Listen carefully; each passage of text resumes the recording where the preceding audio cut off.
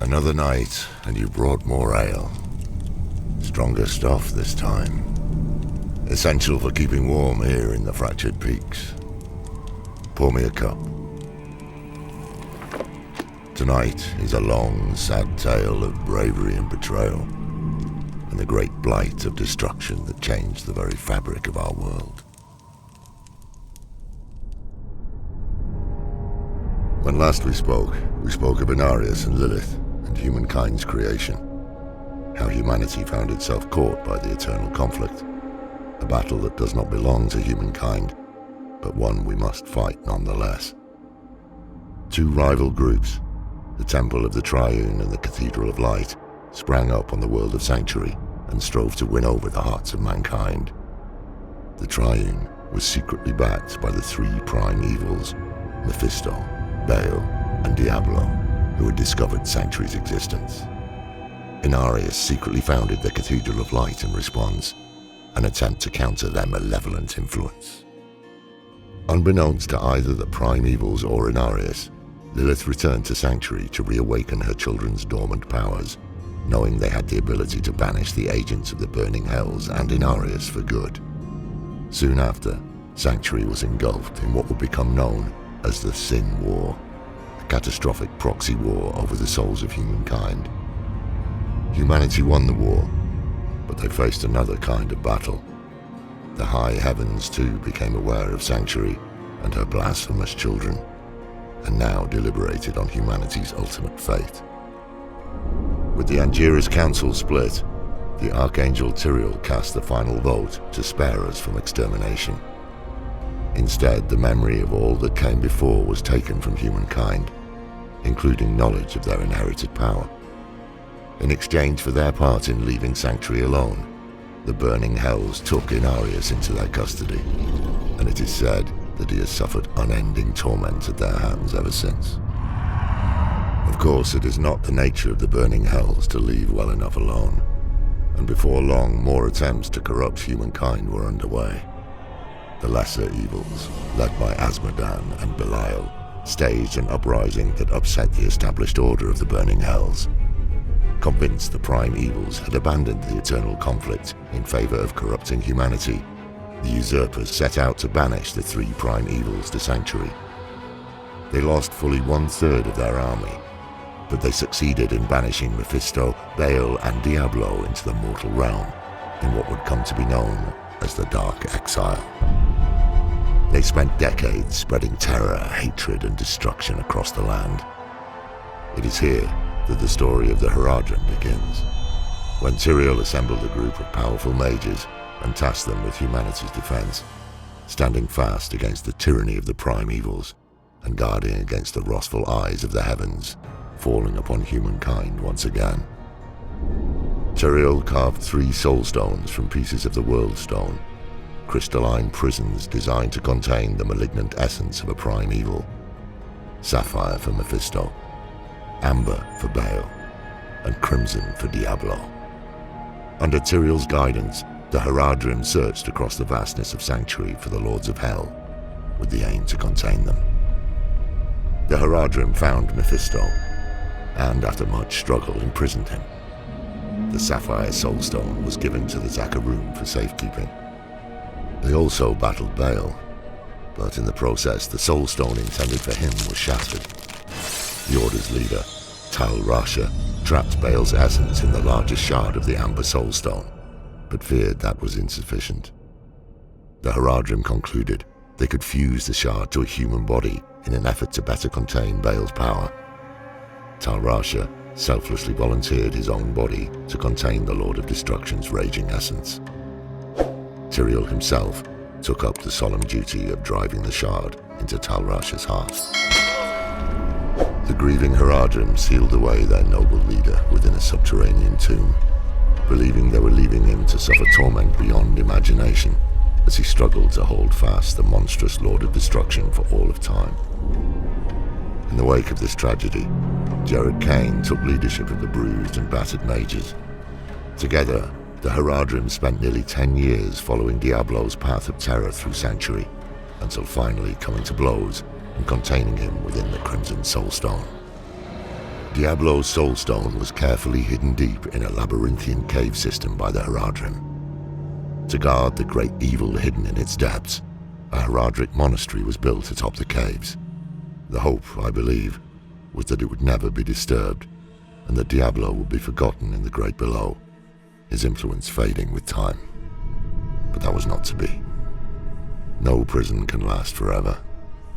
So long as a key exists, its door can be opened. The land near that small monastery would eventually be settled, and the quiet, prosperous town of Tristram was founded there. None could have known, except perhaps Diablo, the grim fate that would befall the unfortunate souls that called Tristram home. Over time, foreign powers influenced the land, and Tristram became politically significant. At the behest of the Zakharum Church, and guided by Archbishop Lazarus, a Zakharum lord named Leoric crowned himself king of Kandurus and made Tristram his capital. He converted the old Haradric monastery into his seat of power, unaware of the threat that lurked beneath. Leoric was wise and just, ushering in an era of peace and prosperity for Tristram. But with time, his outlook darkened, and he grew irrational, his mind slipping towards madness and paranoia. The king began ordering the execution of any who questioned him, and people started calling him the Black King. He declared war on the neighboring kingdom of Westmarch, in part thanks to Lazarus's counsel, an unjust and unwinnable war. Leoric's eldest son Aidan joined the fight, seeking approval from his father. Shortly after Aidan's departure, Leoric's youngest son Albrecht went missing. Leoric tortured and executed many of his own people in his frenzy to find his son. His knights, freshly returned from the war and appalled at the state of their kingdom, were forced to slay the Black King to stop the brutality.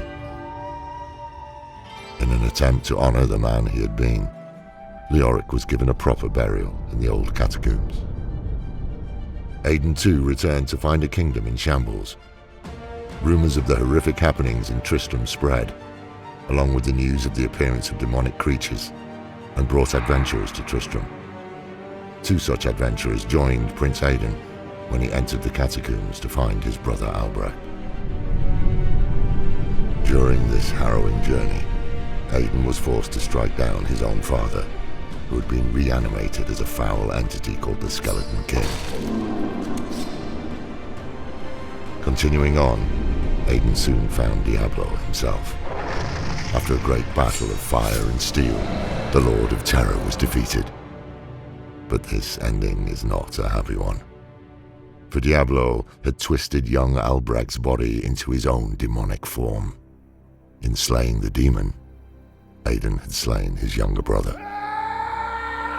Distraught, Aidan pulled the soul stone from Albrecht and plunged it into his own body. In the weeks that followed, Aidan would seek comfort with a local witch named Adria. Slowly succumbing to Diablo's influence, Aidan eventually traveled east from Tristram and became known as the Dark Wanderer, set on liberating Baal and Mephisto. As the Dark Wanderer traveled east, a new group of adventurers arrived in Tristram. They rescued Deckard Cain from the ruins of Tristram, who implored them to give chase. Soon the party found themselves taking part in a dangerous pursuit of the Lord of Terror. Following the Dark Wanderer's path towards the tomb of Tal Rasha, the adventurers would face the lesser evils of Andariel and Duriel, who had rallied to Diablo's aid. Instead of Tal Rasha, they discovered Tyrael imprisoned in the tomb. Baal, still using Tal Rasha as a vessel, had escaped imprisonment to join Diablo in his guise as the Dark Wanderer. Together they had overcome Tyrael and trapped him in the prison he'd made for Baal so long ago. The heroes pressed on to find Mephisto, the Lord of Hatred, deep in the jungles of Kurast. Once more the heroes were too late to stop Diablo, as he shed what little of Aidan remained, reverting to his monstrous demonic form before returning to the burning hells to rally his demonic legions. Mephisto remained behind, believing he could defeat the brave pursuers. His confidence was misplaced. the Lord of Hatred was defeated and sealed in the Sapphire Soulstone. The heroes followed the Lord of Terror into the burning hells, thinking only of sanctuary and not the grim fate that likely awaited them there. At Tyrael's request, the heroes confronted the corrupted angel Isuel on the Plains of Despair. In slaying him, the heroes freed Isuel's spirit, and he informed them that the prime evils knew how to corrupt the Soulstones. With this information, Cain sent the heroes to the Hellforge to destroy the Sapphire Soulstone, in the hopes that this would prevent Mephisto from manifesting in this world ever again. Once there, they had to defeat a demon called Hephasto the Armorer, a towering monstrosity with wide horns. His powerful arms strengthened by thousands and thousands of strikes with his Hellforge hammer against the anvil. After successfully destroying the Sapphire Soulstone, the heroes traveled deep into the wastes of the burning hells to face the Lord of Terror himself. They fought a fierce, pitched battle against increasingly dire odds deep in Diablo's own realm. But the heroes fought and defeated Diablo. They pulled the shard from Diablo's head, trapping his essence inside, and returned to the Hellforge to destroy it as well. With this momentous achievement, only Baal remained to threaten Sanctuary. Unfortunately for us, even one prime evil can unleash inconceivable devastation. As the heroes struggled with Diablo in Hell, Baal, Lord of Destruction, set his demonic army on a course to Mount Arreat, annihilating all in his path on the way to his prize, the World Stone. Survivor accounts describe the prime evil atop his litter, surveying the barbarian city of Secheron with ravenous malice and an insatiable lust for carnage. His vision for Sanctuary was a wasteland stained with blood. It is both humbling and horrifying to know how close he was to achieving that goal. Thanks to the bravery of the barbarians in the town of Harrogath at the base of Mount Arreat, Baal's army was temporarily repelled, buying time enough for reinforcements and the heroes that had slain Diablo and Mephisto to arrive. They fought their way through Baal's army, up the mountain, and finally into the very heart of Sanctuary, the World Stone Keep. Though our heroes ultimately defeated Baal, they could not stop his poisonous malice from infecting the World Stone. A difficult choice had to be made, and so it was. Tyrael chose to destroy the World Stone rather than let it fall to corruption. He hurled his great sword Eldruin at the World Stone, shattering it. Some of its shards fell to earth, imbued with power. The World Stone was nearly as large as the mountain that housed it, and its destruction turned the imposing peak of Mount Arreat into nothing more than a vast crater.